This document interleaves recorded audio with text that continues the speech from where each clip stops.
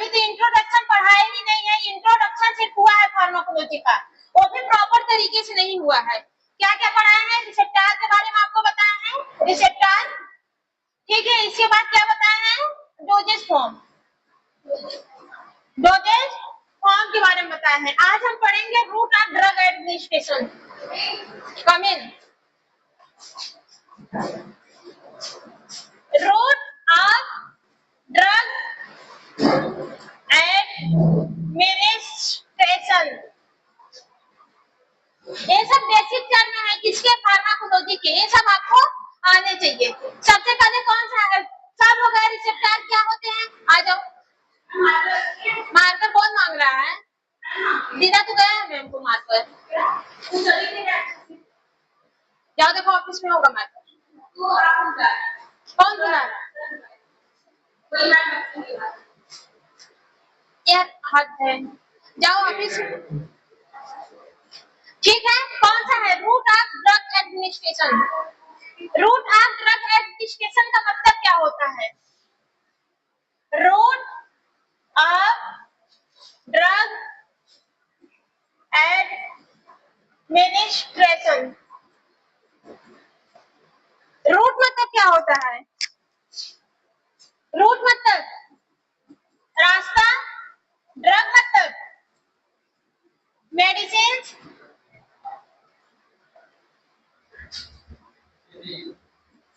Drug मतलब medicine, administration मतलब क्या होता है? लेना, एडमिनिस्ट्रेट करना, यानी शरीर में पहुंचाना। मतलब यही बोल रहा है जो मेडिसिन होती है, मेडिसिन को हम लोग किस किस रास्ते से शरीर में पहुंचा सकते हैं, उसी को क्या कहते हैं? Route of drug administration. जितनी भी मेडिसिन होती है, मेडिसिन कितने पार्ट में होती है भाई? क्लासिफिकेशन बताया था ना, classification of doses form, classification of doses form कितने पार्ट में होते हैं? नंबर 1 क्या था? एक बस लिखना शुरू कर रही हो, इसको बोलो सिर्फ। नंबर 1 क्या था? लिक्विड, फिर इसके बाद क्या था? सॉलिड, फिर इसके बाद कौन सा था? सेमी सॉलिड, एक आपका था गैसेस के फॉर्म में। लिक्विड में क्या क्या आते हैं? सिरप, सस्पेंशन, और क्या होते हैं? इमल्शन, सस्पेंशन है। सॉलिड में क्या है? Tablet, capsule, pills, powder. Semi solid में क्या आते हैं? क्रीम, लोशन,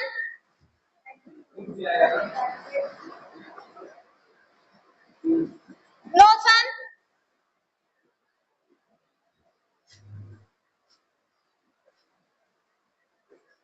सही है? नहीं है?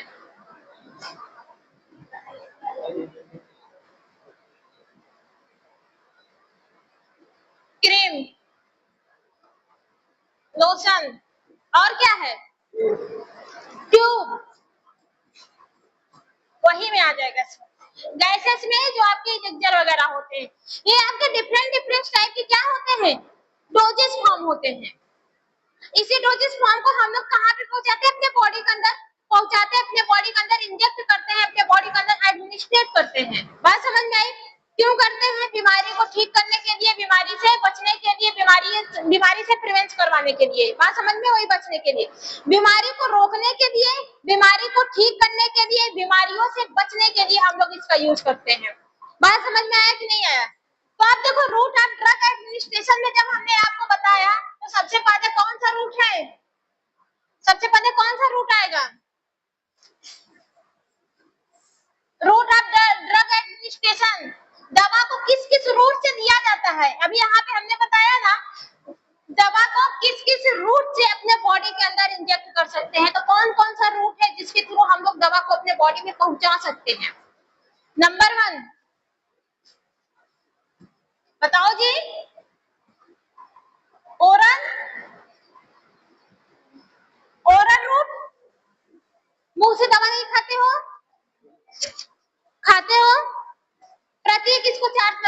नहीं है। और किससे? दूसरा रूट क्या है?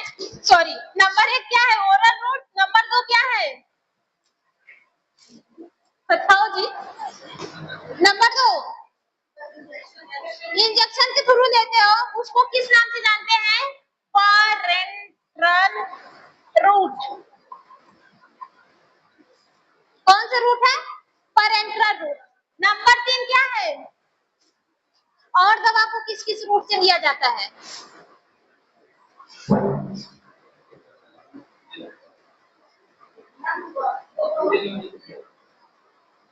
पैरेंटल में आ जाएगा। हाँ, पैरेंटल। जो दवाएं इंजेक्शन के थ्रू चले, चाहे वो कोई भी इंजेक्शन हो, चाहे कैनुला हो, चाहे आईवी हो, चाहे इंट्रामस्कुलर हो, चाहे इंट्राडर्मल हो, कोई सा भी इंजेक्शन हो, किसमें आएगा? पैरेंटल में। इसके अलावा कौन सा है? Topical root. टॉपिकल मतलब कभी नहीं देखो क्रीम को लगा के हाथ में रगड़ देते हो, तो स्किन के थ्रू भी दवा बॉडी के अंदर पहुंचाई जाती है। कौन सा है? Topical root.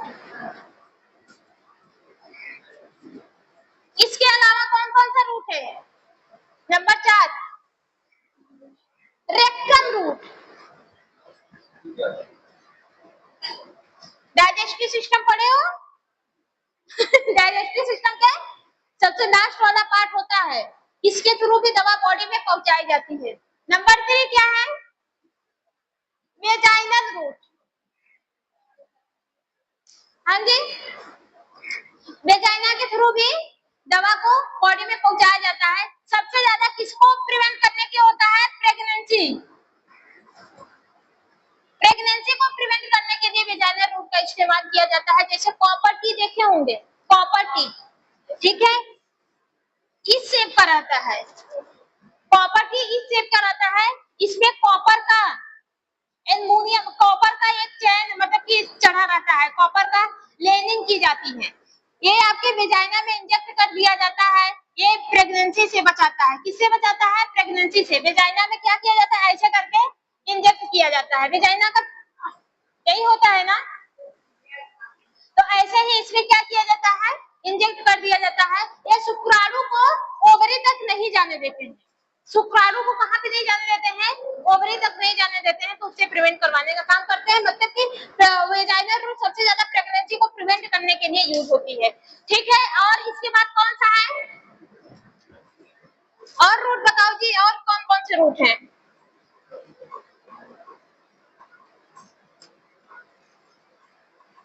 बताइए, और कौन कौन से रूट हैं? अभी याद आएगा तो बता देंगे, ठीक है, हमको याद है। ऑक्सीजन, हाँ, जो एयर से दिया जाता है, ठीक है, और लंग्स में आ जाएगा। वो आपके एयर के थ्रू भी, गैसियस रूट के थ्रू भी हम लोग हाँ दवा को देते हैं। जैसे ऑक्सीजन वगैरह जो होते हैं वो किस फॉर्म में जाते हैं? गैसियस के फॉर्म में हमारे बॉडी में जाते हैं। मतलब एयर के थ्रू भी हम दवा अपने बॉडी में इंजेक्ट करते हैं। तो सबसे पहले हम देखेंगे ओरल रूट। ओरल रूट क्या होते हैं? ओरल रूट बहुत ही लंबे रूट होते हैं। पहले तो दवा कहाँ पे जाएगी? माउथ में जाएगी, माउथ से स्टमक में जाएगी, स्टमक से जाने के बाद आपके स्मॉल इंटेस्टाइन में जाएगी, स्मॉल इंटेस्टाइन से दवा कहाँ पे जाएगी? लार्ज इंटेस्टाइन में। लार्ज इंटेस्टाइन से दवा सीधा का सीधा स्मॉल इंटेस्टाइन से दवा एब्जॉर्ब हो जाती है। एब्जॉर्ब होने के बाद क्या होता है? कौन है?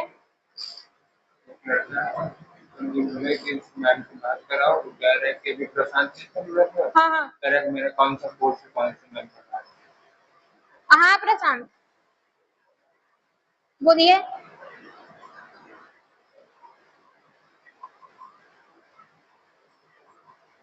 आप क्या हैं?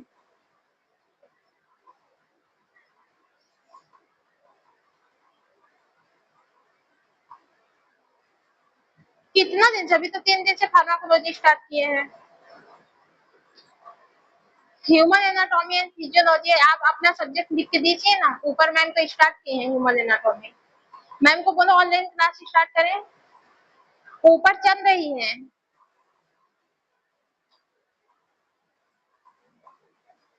ठीक है, आप कौन है? आप प्रशांत है ना?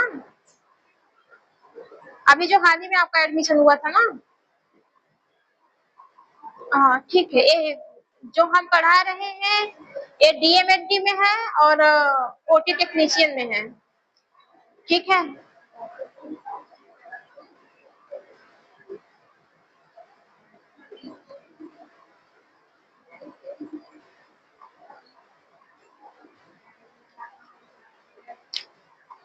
कल कल भी तो क्लास चली थी, आप जुड़ी नहीं थे।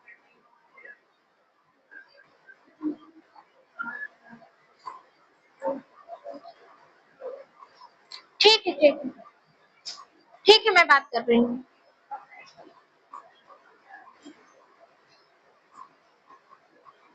पकड़ो। हम्म? एक मिनट, आ रहे हैं जी।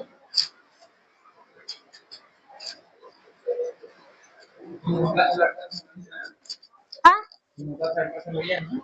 हाँ जो है, ये तो बिजी है खुद ही।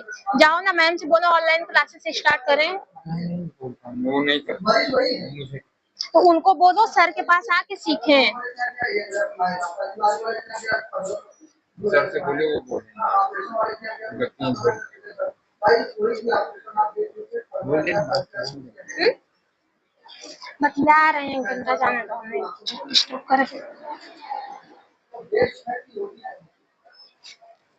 देख रहे हो कोई भाव दे रहे हैं हामी के पास।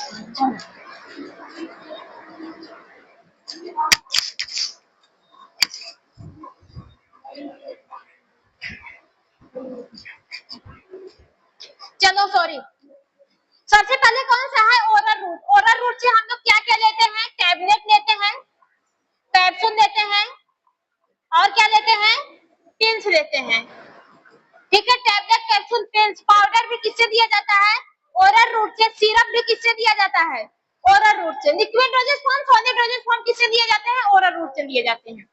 बात समझ में आई। लिक्विड डोजेज फॉर्म में इंजेक्शन वगैरह जो आएगा वो किसमें आएगा, पेरेंटल रूट में आ जाएगा आपका। वो आपके वेन्स के थ्रू, मसल्स के थ्रू, स्किन के थ्रू और किस बॉडी में इंजेक्ट किए जाते हैं। तो जो टैबलेट हो गया, कैप्सूल हो गया, पिल्स हो गया, पाउडर हो गया, सिरप हो गया, ये सब ओरल रूट से लिए जाते हैं। याद रखना, ओरल रूट का जो इफेक्ट होता है, इफेक्ट जो होता है वो स्लो होता है। ओरल रूट का इफेक्ट स्लो देखने को मिलता है। क्यों? क्योंकि इस टैबलेट को आप लेते हैं, ये टैबलेट माउथ में जाकर स्टमक में जाता है, तो ये छोटे छोटे पार्ट में क्या करता है, टूटता है, छोटे छोटे पार्ट में कन्वर्ट होता है। फिर स्टमक फ्लूइड में क्या होता है, फ्लूइड मतलब कि स्टमक में जो पानी होता है उसमें क्या होता है, डिजॉल्व होता है। उसमें क्या होता है, डिजॉल्व होता है। डिजॉल्व होने के बाद ये दवा आती है किसमें, स्मॉल इंटेस्टाइन। और आप जानते हैं कि स्मॉल इंटेस्टाइन में एब्जॉर्प्शन का काम होता है। स्मॉल इंटेस्टाइन में किसका काम होता है, एब्जॉर्प्शन का। देखो, दवा प्रॉपर तरीके से घुल जाती है किसमें, स्टमक में। जब दवा स्टमक में घुल जाती है तो स्टमक से ही क्यों नहीं एब्जॉर्ब होती है। तो उसके लिए बहुत सारी थ्योरियां हैं, बहुत सारे फंक्शन होते हैं, बहुत सारी प्रोसेसेस होती है। हम सिर्फ आपको इतना बताएंगे कि स्टमक में जो होता है वो जो सरफेस एरिया होता है, सरफेस एरिया, स्टमक का जो सरफेस एरिया होता है वो क्या होता है, छोटा होता है, मतलब शॉर्ट होता है। लार्ज इंटेस्टाइन का सरफेस एरिया क्या होता है, स्मॉल इंटेस्टाइन का सरफेस एरिया लार्ज होता है। देख रहे हैं, स्मॉल इंटेस्टाइन इतने में फैली है और स्टमक का सरफेस एरिया सिर्फ इतना ही होता है। सरफेस एरिया क्या होते हैं, डेंसिटी, डेंसिटी सरफेस एरिया, समझ रहे हो। सरफेस एरिया जब ढेर सारी जगह मिलती है या फिर ढेर से पार्टिकल की जब साइजें बढ़ जाती है, हमारे ऑर्गन के साइजेस बढ़ जाती है, तो उसको, उसके बीच का जो साइज होता है, जगह होती है, उसको सरफेस एरिया के नाम से जाना जाता है। सरफेस एरिया सबसे ज्यादा होती है किसमें, स्मॉल इंटेस्टाइन में। इसमें बिलाई पाई जाती है, इससे छोटे छोटे रोमेनुमा संरचना पाई जाती है जो एब्जॉर्प्शन करवाने का काम करती है। ठीक है, बात समझ में आई। और ये जो स्टमक होते हैं, स्टमक में जो दवा होती है डिजॉल्व तो हो जाती है, लेकिन इसका एब्जॉर्प्शन नहीं होता है। कारण क्या है, क्योंकि इसमें जो ये सरफेस एरिया होता है ये छोटा होता है और इसमें जो बिलाई होती है वो कम पाई जाती है। सिर्फ और सिर्फ एसिडिक जो दवा होती है, एसिडिक इन नेचर जो दवा होती है वही स्टमक से एब्जॉर्ब होती है। क्यों? क्योंकि जो पीएच होता है स्टमक का वो क्या होता है, एसिडिक होता है और इसका जो पीएच होता है कि किस नेचर का होता है, बेसिक नेचर का होता है।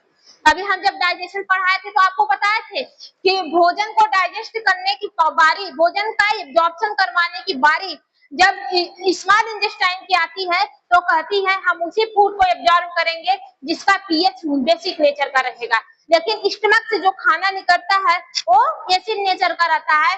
तो काम आता है कौन? लीवर, जो पित्त का सिक्रीशन करता है, वो पित्त ही भोजन को डाइजेस्ट करता है और इसके स्मॉल इंटेस्टाइन के पीएच को बेसिक नेचर बना के रखता है। तो दवा एसिड इन नेचर आती है, एसिड नेचर के एसिड नेचर की आती है और एक किस नेचर की आती है, बेसिक नेचर की आती है। जो एसिडिक नेचर की होती है वो डिजॉल्व होती है आसानी से स्मॉल इंटेस्टाइन स्टमक में, क्योंकि स्टमक का पीएच एसिडिक नेचर का होता है। बेसिक नेचर की जो दवा होती है वो स्मॉल इंटेस्टाइन में एब्जॉर्ब होती है। देखो ये भी थ्योरी प्रॉपर तरीके से गलत नहीं मानी जाती, ये भी थ्योरी को गलत माना गया था। इस थ्योरी में जैसे कि जो पार्टीशन थ्योरी था, पार्टीशन दवा के पार्टीशन थ्योरी, दवा की एब्जॉर्प्शन की जो थ्योरी थी वो इसमें बहुत सारे लिमिटेशंस थे। क्या थे?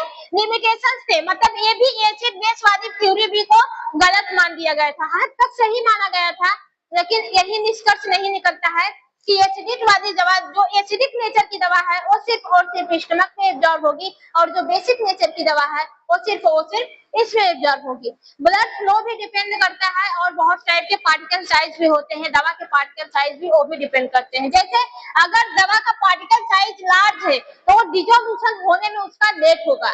जब दवा का डिसोल्यूशन लेट होगा, जैसे मान लो अगर लार्ज पार्टिकल साइज है, क्या है, लार्ज पार्टिकल साइज है, तो इसका जो डिसोल्यूशन होता है, डिसोल्यूशन क्या होता है, लेट होता है। क्यों? क्योंकि ये छोटे छोटे पार्ट में भी नहीं टूटे होते हैं, बड़े, जैसे नमक ले लो, चीनी ले लो, नमक का पार्टिकल साइज छोटा होता है, उसका सरफेस एरिया कम होता है और चीनी का बड़ा होता है। दोनों को एक साथ पानी में घोल के देखना, देखोगे कि जो नमक रहेगा उसकी साइज छोटी छोटी रहेगी, वो जल्दी से डिसॉल्व हो जाएगा, लेकिन चीनी की साइज बड़ी बड़ी रहती है, वो लेट डिसॉल्व होता है। ठीक है, तो ये डिपेंड करता है डिसोल्यूशन। अगर जिस दवा का डिसोल्यूशन रेट कम है उसका एब्जॉर्प्शन भी कम होगा, एब्जॉर्प्शन भी क्या होगा, कम ही होगा। जिस दवा का डिसोल्यूशन रेट हाई है उसका एब्जॉर्प्शन भी हाई होगा। या फिर अगर पार्टिकल साइज लार्ज है तो डिसोल्यूशन रेट कम होगा, एब्जॉर्प्शन भी कम होगा। अगर पार्टिकल साइज स्मॉल है तो डिसोल्यूशन रेट फास्ट होगा भाई, फास्ट होगा, और यहाँ पे जो एब्जॉर्प्शन भी होगा वो भी क्या होगा, फास्ट ही होगा। नहीं समझे? तो ड्रग के एब्जॉर्प्शन डिपेंड करता है ड्रग का डिसोल्यूशन रेट पे। जो दवा जितने जल्दी डिसॉल्व होगी उतने ही जल्दी घुलेगी।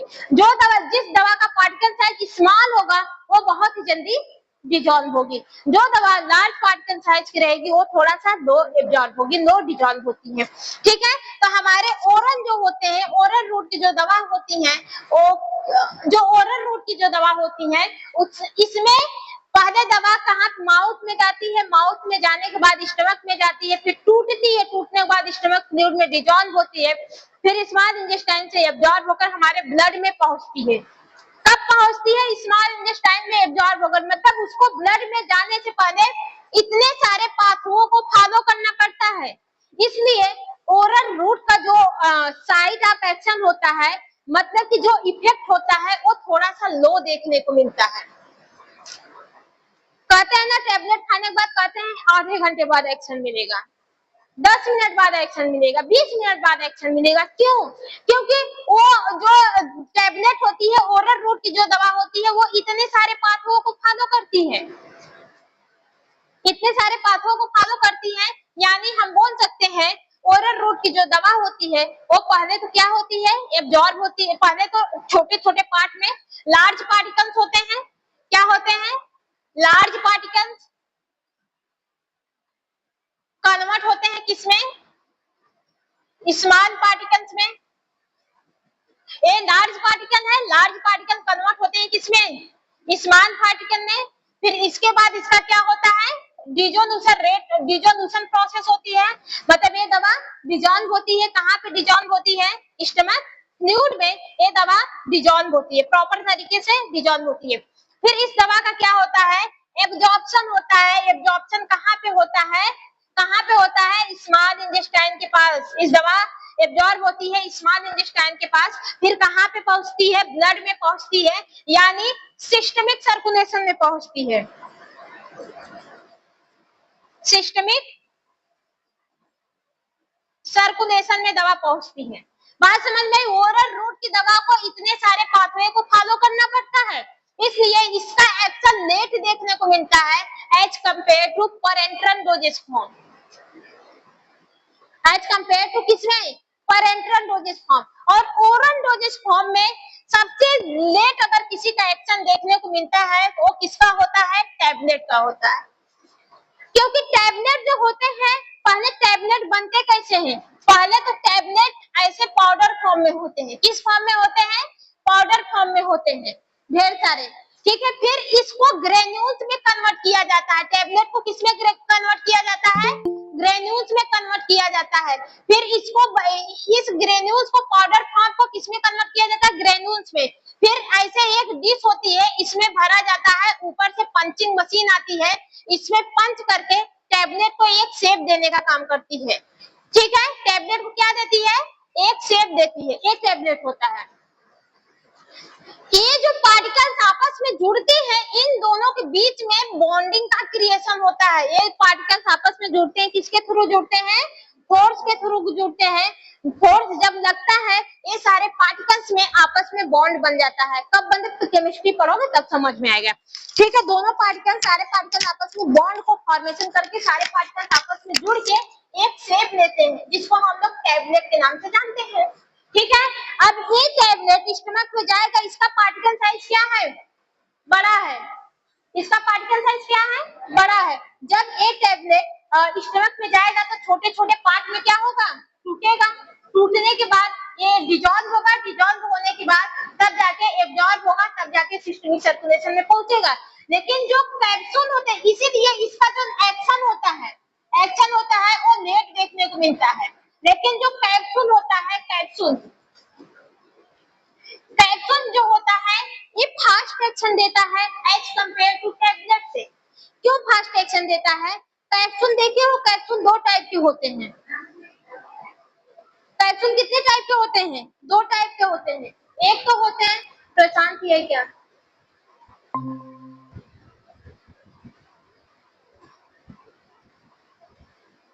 कैप्सूल दो टाइप के होते हैं। एक होता है जिलेटिन कैप्सूल, एक होता है hard capsule. Types of capsule. मेरे साथ एक जिलेटिन कैप्सूल होता है, जिलेटिन।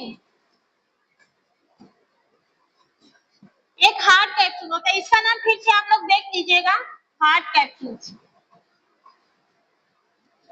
जो जिलेटिन कैप्सूल होता है, ये अपने अंदर लिक्विड चीजों को कंटेन किया रहता है। जैसे विटामिन ई का कैप्सूल देखे हो, उसके अंदर लिक्विड चीज कंटेन रहती है। और जो हार्ड कैप्सूल्स होते हैं, वो उसमें एक होती है बॉडीज, ये क्या हो गई? बॉडीज। एक होती है कैप, एक होता है कैप, एक होती है बॉडी।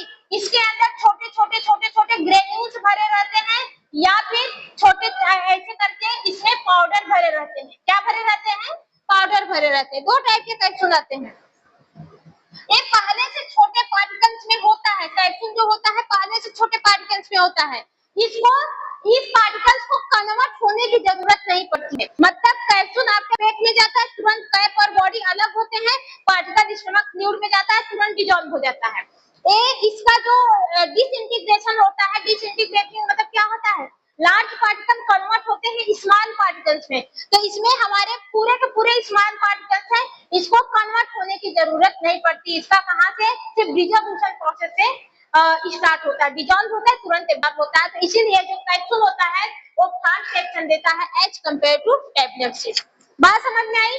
अब इसके बाद ऐसे सब होते हैं, पिल्स भी होते हैं, जो जैसा होगा उसका एब्जॉर्प्शन वैसा होगा, डिपेंड करता है साइज वगैरह पे, ठीक है। फिर इसके बाद हमने बताया कौन सा रूट होता है, पैरेंटल। और हम जो ओरल रूट होती है, ओरल रूट की जो दवा होती है, इसकी बायोअवेलेबिलिटी क्या होती है, लो होती है, कम होती है। कितना होती है, 70% होती है। कारण क्या है, मतलब कि ये कम एक्शन देती है as compare to parenteral dosage form से। कारण क्या है कि हमारा जो लीवर होता है, लीवर बेस्ट प्रोडक्ट को बनाने का काम करता है। जैसे अभी हमने आपको 500 mg का टैबलेट दिया, 500 mg का टैबलेट दिया, ये 500 mg स्टमक में गया, स्टमक के पास लीवर के पास जाएगा, तो लीवर क्या करेगा, 500 mg में से 400 mg टैबलेट को सेफ रखेगा और 100 mg को बेस्ट प्रोडक्ट घोषित कर देगा, बेस्ट प्रोडक्ट बना के निकाल देता है। नहीं समझा? लीवर भोजन को डाइजेस्ट करता है, भोजन में जितने भी न्यूट्रिशंस रहते हैं उसको निकालता है, बेस्ट प्रोडक्ट को बाहर करता है। तो ये टैबलेट को भी क्या करता है, टैबलेट के कुछ अमाउंट को बेस्ट प्रोडक्ट बना के बाहर निकाल देता है। जैसे कितना है, 500 mg की हमने आपको टैबलेट दिया, वो टैबलेट आप खाएं तो आपका जो लीवर है उस टैबलेट में से 100 mg निकाल के बाहर फेंक दिया, मतलब उसको बेस्ट प्रोडक्ट बना दिया। अब बचा ये 400 mg, ये 400 mg कहाँ पे जाती है, आपके ब्लड में जाती है। कहाँ पे जाती है, ब्लड में जाती है। तो यही क्या होता है, यही अपना एक्शन देता है। इसका एक्शन कम मिलता है, क्यों, क्योंकि इसकी 100 mg टैबलेट वेस्ट हो गई है और actual amount of drug reach into the systemic circulation, वही क्या कहलाती है, एक दवा की बायोअवेलेबिलिटी कहलाती है। देखो अभी बायोअवेलेबिलिटी इसकी कितनी मिली, 70% मिली। कितना मिला, 70%। क्यों 70%? क्योंकि इसका 100 mg दवा वेस्ट हो गई है, 100 mg वेस्ट हो गई, 500 mg ब्लड में पहुंचा ही नहीं। जैसे हमारे बॉडी के पूरे डिजीज को ठीक करने के लिए 500 mg की टैबलेट चाहिए, या हमारे बॉडी के टेम्परेचर को कम करने के लिए पूरे के पूरे रिक्वायरमेंट कितनी है, 500 mg में, ठीक है। अब वो 500 mg आप ओरल से लिए, उस 500 mg में से 100 mg वेस्ट हो गया, लीवर खराब करके निकाल दिया। जाएगा कितना है आपके साइड ऑफ एक्शन पे, या फिर ब्लड में कितना पहुंचेगा दवा, 400 mg पहुंचेगा। क्या बीमारी को ठीक होने के लिए प्रॉपर अमाउंट में दवा मिली, नहीं मिली। क्यों नहीं मिली, क्योंकि लीवर जो है वो 100 mg निकाल दिया, इसलिए इसका बायोअवेलेबिलिटी कम मिलता है एज कंपेयर टू टैबलेट से, ठीक है। और देखो इसके अलावा बायोअवेलेबिलिटी क्या होती है, बड़े ध्यान से समझना, सब में दिया है बायोअवेलेबिलिटी। जैसे अभी हमने आपको बताया कि 100 mg में से 500 mg का दवा खाए, उस 500 mg में से 100 mg लीवर खराब कर दिया, बचा कितना, 400 mg। तो ये जो 400 mg होती है, ये कहाँ पे पहुंचती है, ब्लड में पहुंचती है। तो यही 400 mg एक दवा का बायोअवेलेबिलिटी कहलाती है, जब maximum amount of drug reach into the systemic circulation. नहीं समझा?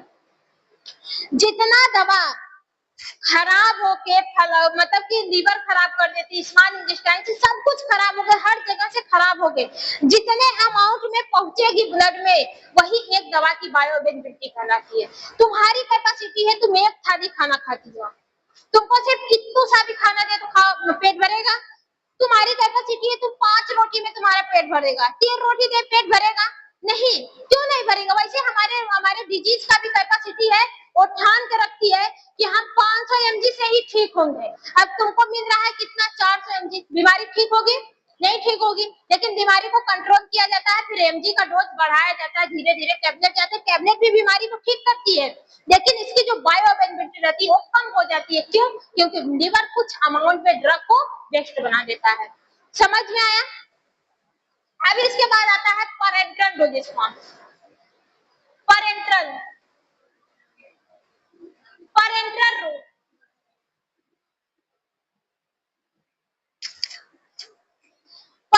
रूट, ओरल रूट क्या होता है, ऐसा रूट जब हम दवा को ओरली रूट से एडमिनिस्ट्रेट करते हैं, मतलब ओरल रूट। ओरल रूट का डिफिनेशन बताया, मतलब देखो ओरल रूट अंदर इंजेक्ट करते हैं तो उसे ओरल रूट के नाम से जानते हैं। पैरेंटल रूट, जब हम दवा को इंजेक्शन के थ्रू बॉडी में डालते हैं तो उसको पैरेंटल रूट के नाम से जानते हैं। अब इसमें बहुत सारे पैरेंटल रूट होते हैं। सबसे पहले होता है आईवी, फिर होता है आईएम, फिर होता है सबक्यूटेनियस, फिर होता है intradermal. IV, intravenous, intravenous, intramuscular,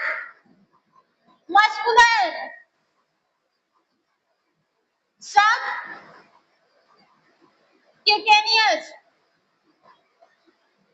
intradermal. कुत्ते की सुई किसको किसको लगी है? डॉगी काटा है? रेबीज की सुई होती है ना? होता है? किसके थ्रू लगता है? इंट्राडर्मल। स्किन को उठा के लगाते हैं ऐसे, एकदम सबसे ऊपरी वाले में लगते हैं। उसकी सिरिंज बहुत पतली होती है। कितने पतली सिरिंज होती, कितने एमएल की आती है? 30 एमएल की, उससे भी पतली होती है, एकदम इतनी पतली होती है, इतना पतला सिरिंज होता है। हाँ, 1 ml का 2 ml का ऐसा कुछ आता है। वो किसमें लगता है? वो स्किन की सबसे ऊपरी वाली लेयर में लगती है, डर्मिस में बिजली वाली लेयर में लगती है, डर्मिस। हमारी स्किन की कितनी लेयर होती है? 3 लेयर होती है भाई। हमारी जो स्किन होती है वो 3 लेयरों से मिलकर बनी होती है। जो सबसे ऊपर होती है उसको क्या बोलते हैं? एपिडर्मिस। नीचे वाली क्या होती है? डर्मिस। ये क्या होती है? सबक्यूटेनियस। देखो, एपिडर्मिस में कोई भी ब्लड वेसल्स नहीं रहती है। एपिडर्मिस में कोई भी ब्लड वेसल्स नहीं रहती है। ये 5 लेयर से मिलकर बनी होती है, 5 लेयर से मिलकर बनी होती है। जब स्किन पर आएंगे तब आपको बताएंगे। जो हमको ऊपर से विजिबल हो रही हैं, जो हमको दिख रही हैं, वो कौन सी लेयर है? एपिडर्मिस है। के अंदर भी जाएंगे तो एक आपकी और एक लेयर आती है, उसको क्या बोलते हैं, नाम नहीं याद आ रहा है। सिर्फ इतना जानो, अभी 3 ही लेयरों का नाम आपके लिए कंपल्सरी है। स्किन जो होती है 3 लेयरों से मिलकर बनी होती है। एपिडर्मिस सबसे ऊपर वाली लेयर होती है, वो भी 5 लेयर से मिलकर बनी होती है। ये कहाँ-कहाँ पे पाई जाती है? जहाँ पे मोटी चीज होती है, जैसे कि पैर का तलवे, हाथ का तलवे, इसमें ना एक ट्रांसपेरेंट लेयर होती है। कौन सी लेयर होती है? ट्रांसपेरेंट। तभी देखो हाथ में ब्लड को देखा जा सकता है, पैर से ब्लड को देखा जाता है। आपकी जो पुतलियां होती है वहां पे भी ब्लड देखे जा सकते हैं। क्यों? क्योंकि वहां पे इस 5 लेयरों में से एक लेयर ट्रांसपेरेंट होती है जो ब्लड को दिखाने का काम करती है। यहाँ से ब्लड को देख लो, नहीं दिखेगा क्योंकि वहां पे ट्रांसपेरेंट है ही नहीं। बात समझ में आई? ट्रांसपेरेंट ब्लड जो हमको दिखता है किस लेयर के थ्रू दिखता है? ट्रांसपेरेंट। क्योंकि एपिडर्मिस 5 लेयर से मिलकर बनी होती है। इस 5 लेयर में से एक लेयर होती है जो कि ट्रांसपेरेंट होती है, इसलिए हम लोग ब्लड को आर पार करके देख सकते हैं। ठीक है, बात समझ में आई इतना? फिर इसके बाद जो स्किन होती है 3 लेयर से मिलकर बनी होती है। कौन कौन सी होती है? एपिडर्मिस होती है, डर्मिस होती है, सबक्यूटेनियस होती है। एपिडर्मिस सबसे ऊपर वाली रहती है, इसमें ब्लड वेसल्स नहीं पाई जाती है। एपिडर्मिस में ब्लड वेसल्स नहीं पाई जाती है, डर्मिस में ब्लड वेसल्स होती है। तब एपिडर्मिस में क्या होता है? एपिडर्मिस में हेयर फॉलिकल होती है। क्या होते हैं? हेयर फॉलिकल होते हैं, रोए होते हैं। स्वीट को निकालने के लिए, स्वीट ग्लैंड होती है, लेकिन वो ग्लैंड इससे अटैच होती है। एपिडर्मिस में क्या क्या पाया जाता है? हेयर फॉलिकल पाए जाते हैं। बात समझ में आई? जो डर्मिस होती है, डर्मिस में ब्लड वेसल्स पाए जाते हैं और डर्मिस के थ्रू, डर्मिस में ही ब्लड वेसल्स होती है, इसलिए डर्मिस में इंजेक्शन लगता है ताकि वो डायरेक्टली कहाँ पे जाए? ब्लड में जाए। एपिडर्मिस में क्यों नहीं लगता है? क्योंकि वहां पे कोई भी ब्लड वेसल्स नहीं पाई जाती है। डर्मिस में ब्लड वेसल्स पाई जाती है, प्रॉपर तरीके से नहीं पाई जाती है, लेकिन ब्लड वेसल्स होती हैं। लेकिन जो सबक्यूटेनियस रहता है इसमें ब्लड वेसल्स प्रॉपर तरीके से पाई जाती है। बात समझ में आई? तो 2 इंजेक्शन पैरेंथ्रम के ऐसे होते हैं जो डर्मिस में लगते हैं और सबक्यूटेनियस में लगते हैं। एपिडर्मिस में नहीं लगते हैं, लेकिन एपिडर्मिस के थ्रू भी दवा बॉडी के अंदर इंजेक्ट कराई जाती है। कब आएगा? टॉपिकल रूट में आएगा। जब हम आपको टॉपिकल रूट बताएंगे उसमें आएगा। उस टॉपिकल रूट जैसे क्रीम हो गया, लोशन हो गया, स्प्रे हो गया, एनाल्जेसिक स्प्रे, चोट वोट लग जाती है तो मार देते, कहाँ पे मारते हैं? स्किन के सबसे ऊपरी वाले में मारते हैं। उसको कुछ देर तक मसाज करते हैं ताकि दवा कहाँ पे एब्जॉर्ब हो जाए। वो दवा एब्जॉर्ब होकर स्किन के थ्रू किसमें आती है? डर्मिस में। डर्मिस में जैसे ही दवा पहुंचती है तुरंत ब्लड वेसल्स में चली जाती है। बात समझ में? उसका एक्शन लेयर देखने को मिलता है क्योंकि इसके बीच में बहुत सारी ऐसे और लेयरें होती हैं। एपिडर्मिस सबसे मोटी लेयर होती है। बात समझ में आया? इतनी बात समझ में आई? तो जो सबक्यूटेनियस की जो होती है, इसमें कौन सा इंजेक्शन है? इंसुलिन। इंसुलिन का जो इंजेक्शन है वो क्या करते हैं? ऐसे स्किन को उठा लेते हैं, उठा के एपिडर्मिस में लगाते हैं। किसमें लगाते हैं? सबक्यूटेनियस में लगाते हैं। सबक्यूटेनियस स्किन की लास्ट वाली लेयर होती है और जो सबक्यूटेनियस इंजेक्शन होता है स्किन के सबसे लास्ट वाली लेयर पे लगता है। इस लेयर को हाइपोडर्मिस के नाम से भी जानते हैं। हाइपोडर्मिस के नाम से भी जानते हैं। इसमें प्रॉपर तरीके से ब्लड वेसल्स प्रेजेंट होती है। बात समझ में आया? दो इंजेक्शन समझ में आया। इंट्राडर्मल किसमें लगता है? डर्मिस वाले लेयर में लगता है। कौन सा? जो रेबिस का इंजेक्शन होता है, कुत्ता वगैरह काट लेता है तो किसमें लगता है? इंट्राडर्मल में रहता है। एकदम ऊपर से ही लगाते हैं, सिर्फ थोड़े अमाउंट में स्किन के अंदर जाना चाहिए। ठीक है? सबक्यूटेनियस स्किन के लास्ट वाले लेयर में लगती है। जैसे इंसुलिन, इंसुलिन का इंजेक्शन इंसुलिन के जो पेशेंट होते हैं वो खुद से लगा लेते हैं ना जी। और पेट के ऐसे स्किन को उठा के उसे लगा देते हैं। पेनक्रियाज के पास लगती है, पेनक्रियाज के पास उठाकर ऐसे लगा देते हैं। बात समझ में आई? फिर इसके बाद आपका कौन सा आता है? इंट्रामस्कुलर। इंट्रामस्कुलर इंजेक्शन ऐसे इंजेक्शन होते हैं जो कहाँ पे लगते हैं? मसल्स में लगते हैं। किसमें लगते हैं? मसल्स में। स्किन की बात क्या आती है? मसल्स। स्किन की बात क्या आती है? मसल्स आती है, उसमें लगते हैं। कितने एंगल पे लगते हैं? 19 एंगल पे लगते हैं। 90 एंगल के सेंटर पे लगते हैं। एंगल की क्या होता है? 90 डिग्री के सेंटर पे लगते हैं, एकदम सीधा। ये हाथ है, हाथ है, ऐसे सीधा किए रहो इंजेक्शन। तो ये दोनों का जो कोण बन रहा है 90, यही होता है ना 90 एंगल पे। तो ये दोनों का जो कोण है वो कितने पर है? 90 एंगल पर है। और जो इंट्रावेनस होता है ये मेरे साथ 25 एंगल पे लगता है, एकदम ऐसे। ये नस है, नस के एकदम ऐसे लगता है, 25 एंगल पे लगता है। 45 एंगल पे कौन लगता है? थोड़ा सा उठा के लगता है। थोड़ा सा क्या होता है? उठा के लगता है। देखो नस में लगाने के लिए सबसे कम एंगल पे जो इंजेक्शन लगता है वो नस वाला लगता है। वैसे भी यही से लगाते हैं एकदम पास में, तो कितना लग रहा है? एंगल कम हो रहा है। सबसे ज्यादा एंगल पे कौन लगता है? मसल्स पर लगता है। अच्छा हाँ, सबसे ज्यादा इंजेक्शन यही यूज होता है, आईवी का और आईएम का सबसे ज्यादा। देखो आपका इंजेक्शन सही लगा है या गलत लगा है इसका पहचान करने की सिर्फ एक ही चीज है। जैसे इंट्रावेनस का इंजेक्शन अगर आप किसी को दे रहे हैं तो जब इंजेक्शन लगा रहे हैं थोड़ा सा पुश करके खींच देना चाहिए। अगर उसमें ब्लड आ गया तो वो इंजेक्शन आपका सही माना जाएगा। ब्लड आ गया तो सही माना जाएगा। किसमें? इंट्रावेनस में। अब मसल्स में जब लगा रहे हैं तो उसमें भी थोड़ा सा पुश करके देख लेना चाहिए। अगर ब्लड नहीं आया तब वो इंजेक्शन सही माना जाता है। ये पहचान होती है।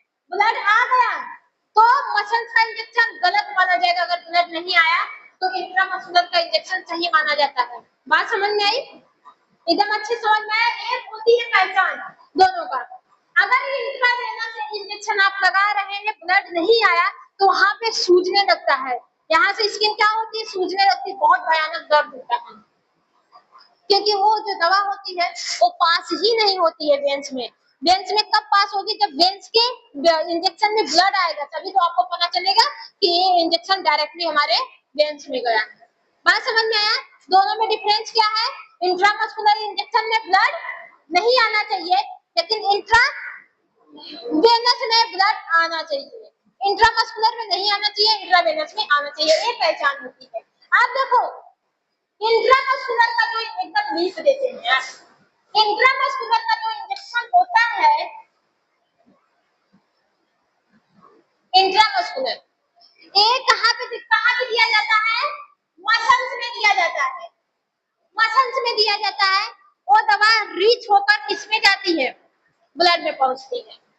सबसे ज्यादा आईवी का सबसे ज्यादा ये जो आईएम मतलब इंट्रावेनस जो होती है, इसकी बायो अवेलेबिलिटी 100% होती है, मतलब ये दवा 100% रिस्पॉन्स देती है। क्यों देती है? क्योंकि इसका जो दवा होता है वो डायरेक्टली कहाँ पे जाता है? वेन्स में जाता है।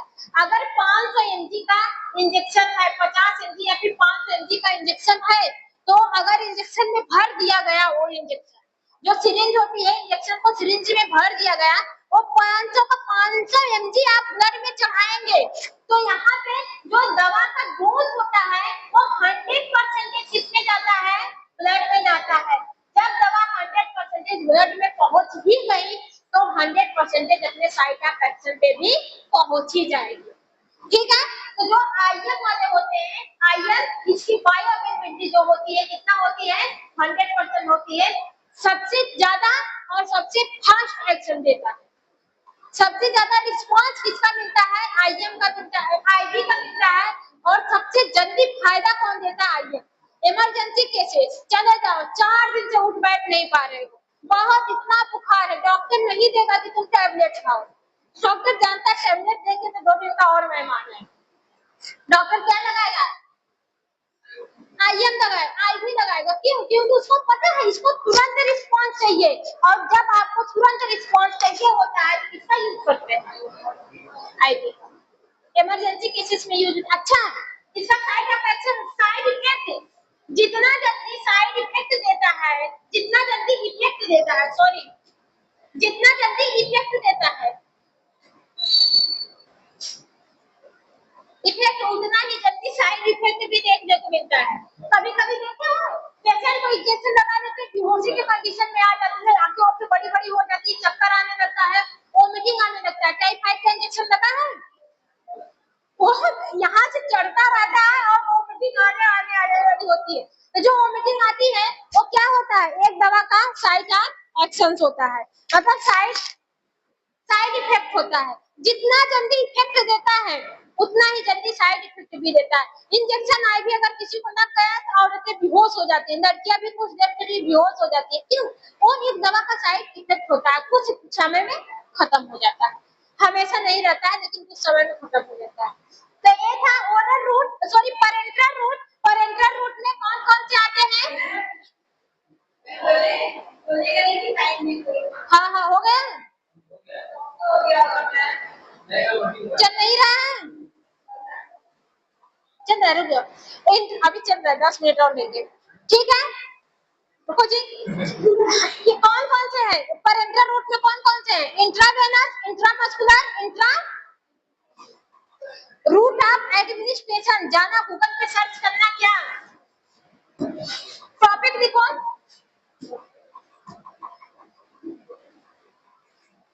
रूट ऑफ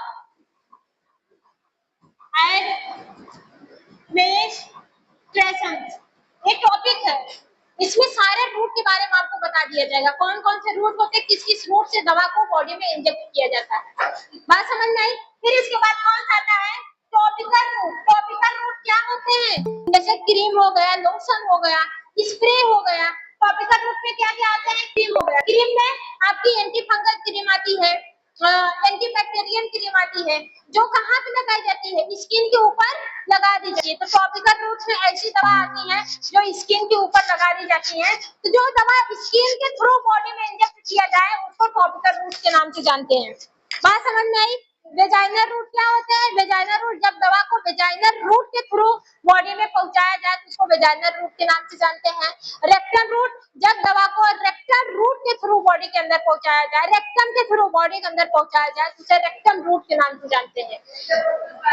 नोजन कैविटी, रेक्टम मतलब डाइजेस्टिव नहीं पढ़ी हो जी, डाइजेशन ऑर्गन भुला रही हो, मारेंगे तो ठीक हो जाओगा, ठीक हो जाओगे, हो जाओगा नहीं। इसमें होता है स्मॉल इंटेस्टाइन, ठीक है? ये होता है, ये क्या है? Mouth, oesophagus, stomach, small intestine, ये क्या है? लार्ज इंटेस्टाइन, ये क्या है? रेक्टम, ये क्या है? एनस। हाँ, रेक्टम और एनस के थ्रू भी दवा बॉडी को क्या दोनों रूट से पहुंचाई जाती है। पहले आप जानो कि एनस के थ्रू भी दवा बॉडी में पहुंचाई जाती है, ठीक है? रेक्टम के थ्रू, एनस के नहीं, रेक्टम के थ्रू दवा को कहाँ पे पहुंचाया जाता है? रेक्टम में पहुंचाया जाता है। बात समझ में आई? इसके थ्रू भी दवा, ऑर्गन भूलो, इसीलिए हम तोड़ तोड़ के पढ़ाते हैं फार्माकोलॉजी। एक एक ह्यूमन एनाटॉमी हम इतना तोड़ के पढ़ाते हैं ना, कब कैसे पता चलेगा? जब हम आपको दवा के बारे में बताएंगे ना, हम ऑर्गन पे ही बताएंगे। अभी देखो समझ में आया? अगर पढ़े होते सब अच्छे से, अभी हम बोलते रेक्टम रूट समझ में आ गया, अच्छा डाइजेस्टिव सिस्टम का सबसे लास्ट वाला पार्ट होता है रेक्टम। ज्यादा चीज बच्ची करने का हुआ, अगर नहीं पढ़ाया होते तो माउथ होता है, इसोफेगस होता है, फिर स्मॉल इंटेस्टाइन आता है, फिर लार्ज इंटेस्टाइन। समझ में आया सबको? तो आज ये रूट ऑफ ड्रग एडमिनिस्ट्रेशन आप लोग पढ़ के आइएगा। आज के लिए इतना ही। आई होप आपको समझ में आया होगा। बाकी जिन किसी को भी नहीं समझ में आया है, आप लोग कमेंट कर, मतलब ऑनलाइन कमेंट करके पूछ सकते हैं। आप लोग डाउट जो होते हैं उसको लिख कर लेकर आइएगा, ठीक है? पूछिएगा। डाउट कब पता चलेगा? जब आप पढ़ेंगे। अभी हमने रूट के बहुत सारे ऑर्गन्स के बारे में नहीं बताया, बहुत सारे रूट के बारे में नहीं बताया। आप जब रूट ऑफ एडमिनिस्ट्रेशन पढ़ेंगे तो उसमें साथ साथ लिखा रहेगा, ठीक है? हम समझा दिए हैं, पढ़ने में आपको बहुत ही इजी रहेगा। आप लोग पढ़िएगा, कोई भी गलती रहेगी तो आप हमसे बताइएगा, हम बताएंगे, ठीक है?